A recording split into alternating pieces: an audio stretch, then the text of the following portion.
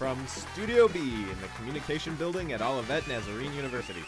It's Tonight at Olivet with Jack White. Tonight's guests include Austin Marshall and Jimmy Sutherland from Upper Room. Here's your host, Jack White. Hi everyone, good evening everybody. I'm your host, Jack White. How is everyone doing? Great. We're glad you're here, and I want to kick off tonight by giving you a few interesting stories that I've heard about in the news. A young boy from Russia with an extremely high IQ claims that he has vivid memories of his first life before coming to Earth in 1997. The boy was apparently able to read, write, and talk at just 18 months old. I was skeptical at first, but then I saw this picture that accompanied the article. It's like a mullet next to a fish being taped to his head. It's wild. First off, no Earth parents would let a child walk around like this, and I'm a lot more inclined to believe that he is a genius given the hair of some other famous geniuses of our time. You may remember in middle school being told that you chew up and swallow between 8 and 10 spiders a year in your sleep. A study's recently been done disproving this long-standing urban legend. The same researchers are said to be tackling other popular rumors from middle school. Next up, seeing if a watermelon can really grow in someone's stomach after eating a seed. And coming up next year, whether or not you can actually feel it when someone licks your elbow. A 6'5" teddy bear has infuriated some Amazon customers. They expected a standard and proportionate oversized stuffed friend, and instead, what came in the mail looks a little like this. A couple in Australia took meeting a special someone at the grocery store to a whole new level, and they just said, let's get married in a Costco. Costco even catered the event. The couple loves department stores. Apparently the groom proposed at a Big Lots, and for their honeymoon, they have a reservation at an IKEA bedroom display. A cat is a lead suspect in the attempted murder of an elderly woman after slashing the woman over 20 times. In light of that, several children are back to using the excuse of a dog eating their homework, claiming that if a cat can commit premeditated murder, a dog can surely just eat one assignment. We've got a great show for you tonight. Austin Marshall will be here, and he's going to talk to us a little about the Food Recovery Network. Jimmy Sutherland will also be stopping by to give us a rundown on ONU's new worship night, Upper Room. You won't want to miss it.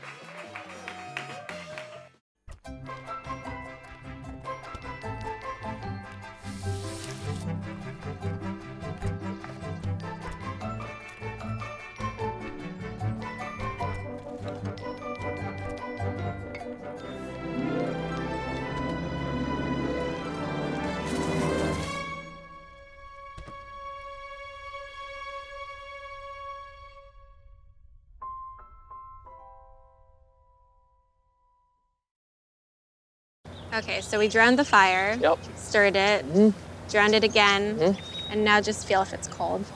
Yeah. Cool.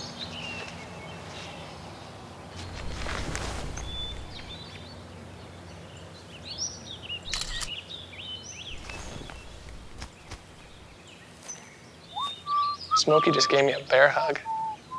I know. I already posted it.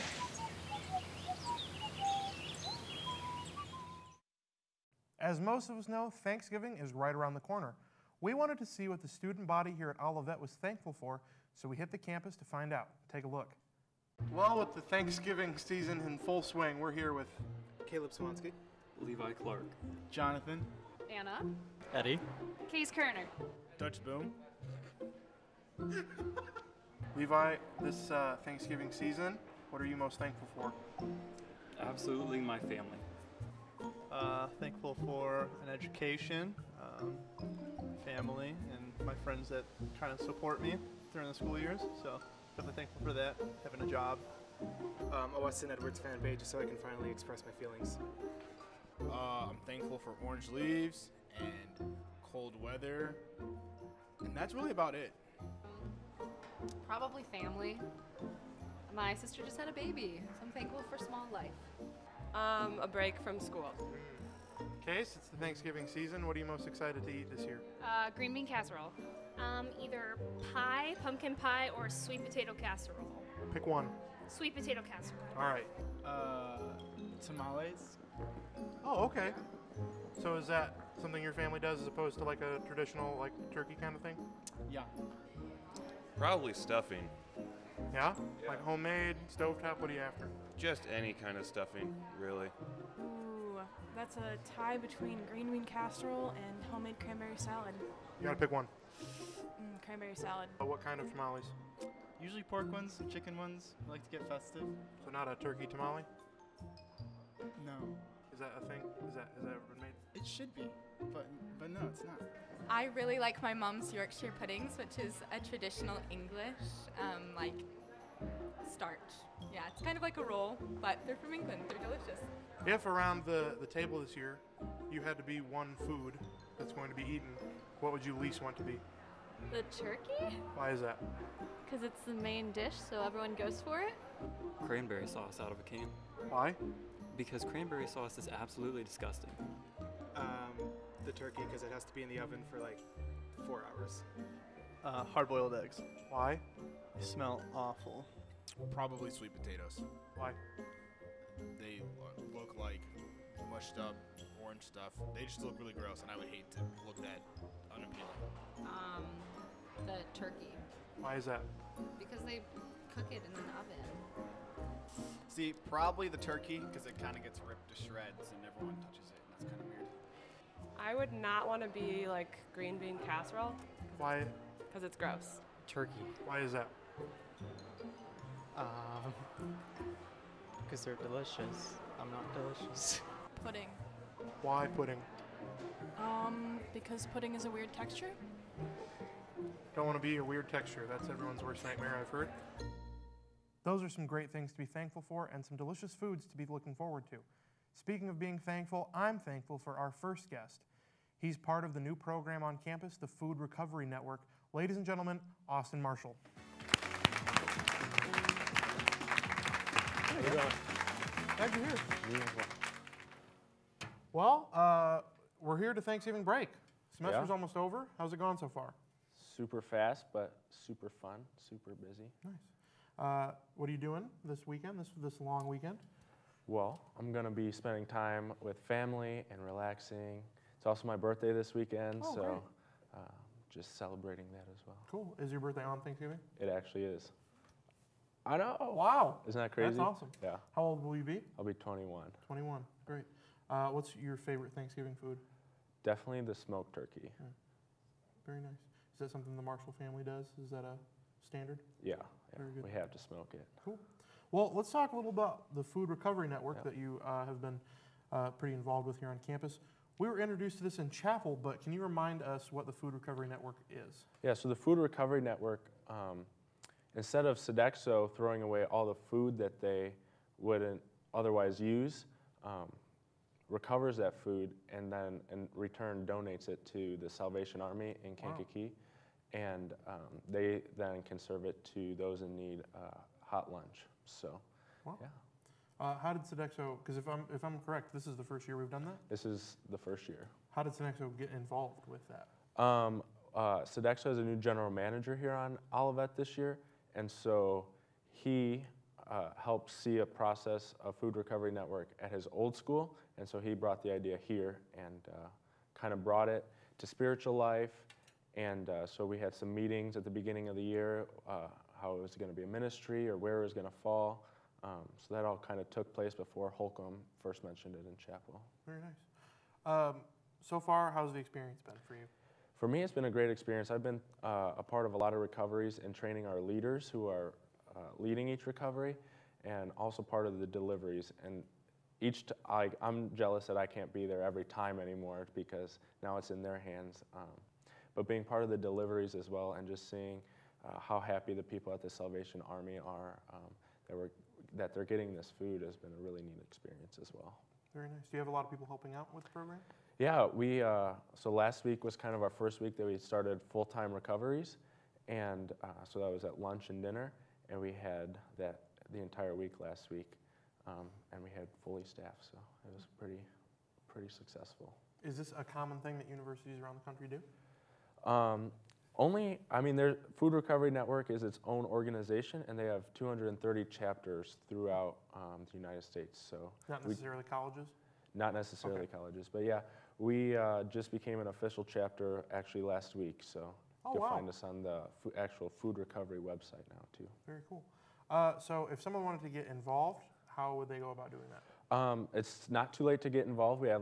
We had Ludwig sign-ups a few weeks ago, but that doesn't mean that you still can't sign up. We have an email, frn@olivet.edu. I would email that, just explaining your interest. And then next semester we'll have more sign-ups and everything as schedules change for everybody as well. Yeah. What are you hoping to accomplish long-term with the Food Recovery Network? Yeah, so the Salvation Army has had to close 2 of their emergency shelters this past summer. And so they're not planning on reopening those, but the cost of helping the Salvation Army and giving them this food, they can use those costs in a better way. What does a typical recover time look like? Yeah, so we would meet in the Ludwig lobby. We'd go back through the back doors of the kitchen. We go in there, and it's great. All the staff, we wear these shirts, and so all the staff know that we're there.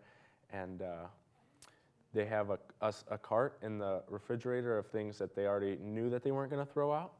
And so we get that, and we start recovering that. And we have hot food as well, whatever from the main line. And so we transfer them from the pans that they're in into the pans that will transport them in, and we'll weigh them, and we'll put them in the freezer until the delivery person will take them the next day. Yeah.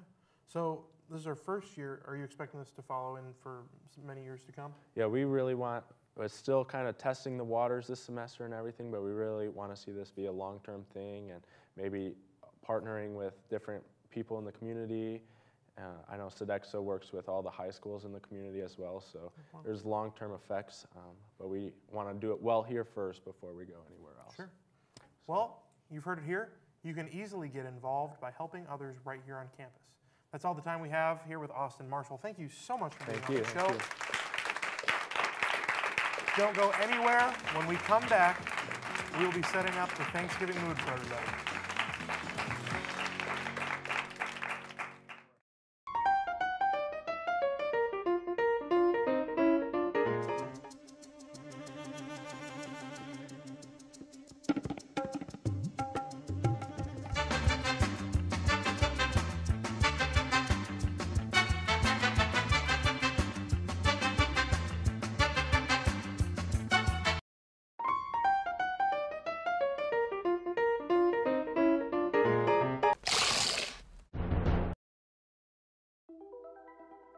Todd's a great guy. I mean, look at him. What a sweetheart. Attaboy. Wait, Todd, what are you doing? How totally selfish and un-Todd-like of you. Come on, Todd. Come on, man. Every year, 40% of all food in the U.S. never gets eaten. 40%. That's almost half the food we produce. Food waste is a serious problem. It impacts all of us. And it's expensive. Your family is throwing $1,500 a year in the trash. We're working hard to put food waste on the chopping block. And you can do the same at home. Learn how to cook it, store it, and share it. Just don't waste it. Go to savethefood.com.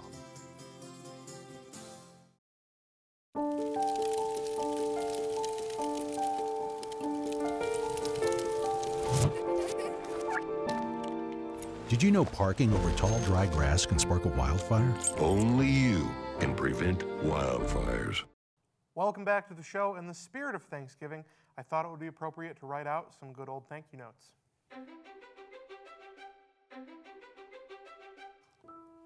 Thank you, Benner Library, for always being closed when I need you the most. Closing at 6 on a Sunday just doesn't make sense.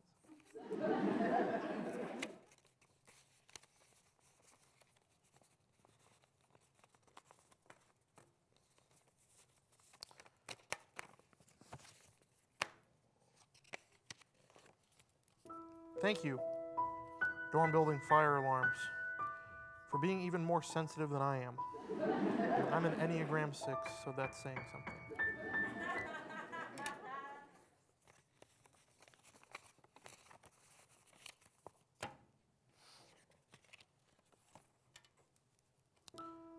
Thank you, Mailbox Buddy, for getting letters when I'm feeling down. And for a brief minute, it feels like someone cares again.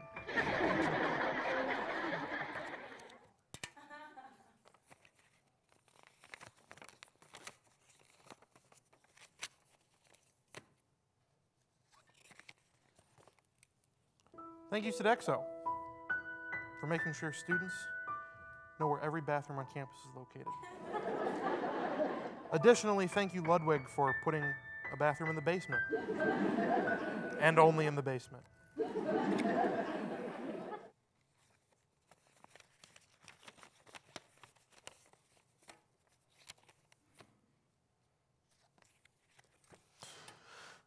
Thank you, Chapel Panel Discussions, for giving me a time to take a quick nap at the stressful end of the semester.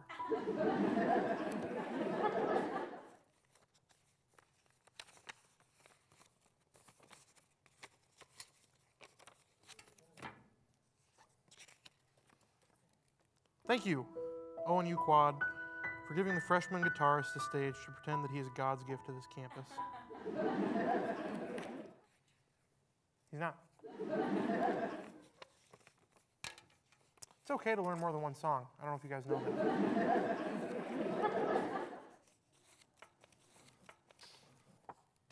Thank you, Dr. Bowling, for showing us what a good head of hair looks like. I'll admit you've had questionable facial hair choices over the years, but up on top, it's always stayed good.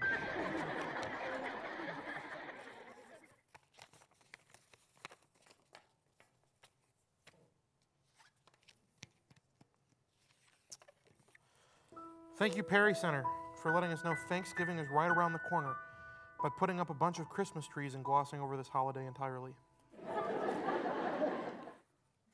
People like Thanksgiving. Like, Christmas is great, but there's 2 holidays. It's just frustrating. Thank you, Desert Parking, for making us realize that campus is actually pretty big, especially when we take into account physical plant, every sports arena, and 3 other parking lots.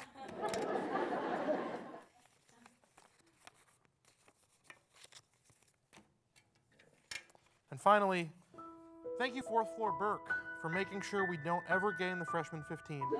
And also, some of us just get really sweaty after that amount of stairs and we look like an idiot in our next class. It's fine. I'm used to it now. I'm 4 years in. Well, I feel super thankful now. Can't wait to eat just so much food at Thanksgiving dinner. But when we get back, I'll be joined by ONU Senior Class Chaplain Jimmy Sutherland to talk about Upper Room. We'll be right back.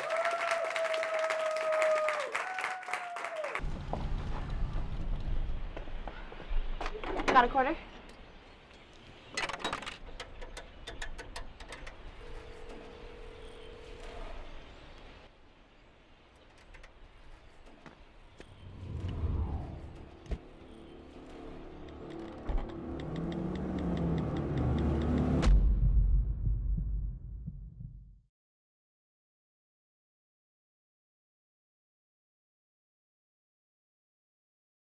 Anxious that it's spring and your fingers still bare? Do you spend most of your time watching couples propose to each other on campus? Have you been attending multiple nights of speed dating, only to find that after you've mingled, you're still single? Yes, okay? Worry no more. Did you know that according to Pew Research Social and Demographic Trends, the majority of young Americans today are not rushing to the altar?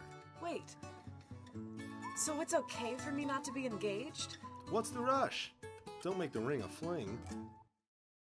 Welcome back to the show. My next guest is the chaplain for the senior class here at Olivet. Please welcome Jimmy Sutherland. Hey, buddy. Hey. Good to see you. Hey, good to see you as well. Thanks for being on the show. Hey, it's my pleasure. How's the semester going for you so far? Can't complain. You know, I get to see you twice a week, Tuesday, Thursday, 1:30, Discipleship and Community with Prof. Wine. Wonderful time together. Yeah. And so, I mean, when I see you twice a week, you know, it's just a great semester. Hard so to go wrong. Can't complain. So, Jimmy, you're not 11 anymore. No, What? 22. Yeah, 22. So Yeah, double that. 2 times better. Why haven't you switched to Jim or James? You know, Grandpa goes by Jim. Okay. So I figured that was out of the question. I mean, Jimmy alone gets confusing at family gatherings. I'm James Allen Sutherland III.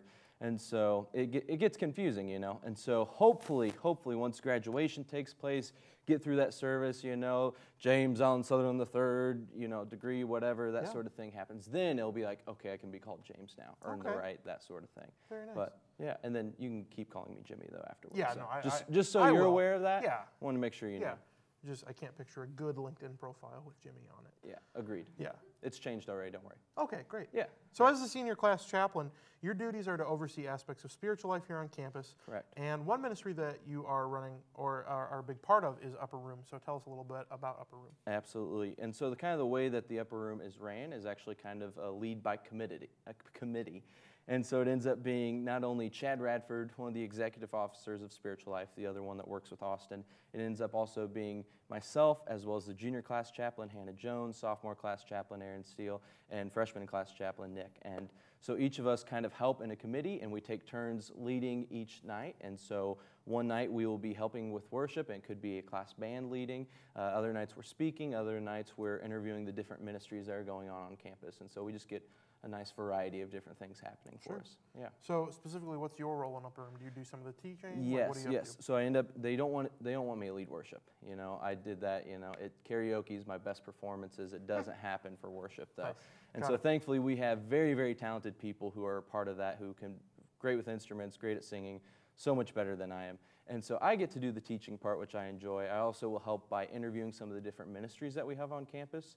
So one of the goals that Chad has for the Upper Room is for it to be kind of the hub of Spiritual Life Ministries. And so that way we can have people constantly updated about the different ministries that are going on campus. And so you may hear a little advertisement for Prayer Warriors at the beginning of the semester, but you know, you're coming 6 weeks in, you're in the middle of September, October, whatever it may be, not having heard an update about it, and you want to hear something about it. And so we usually mention something about the different ministries, and so it gives those updates like that. What are you hoping that the students are getting out of Upper Room? I hope they can get out of it what I'm getting out of it currently.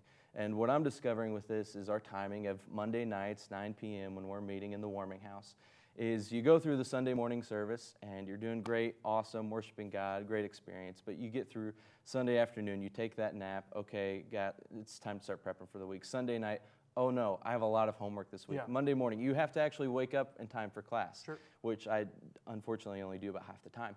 Another point for another time.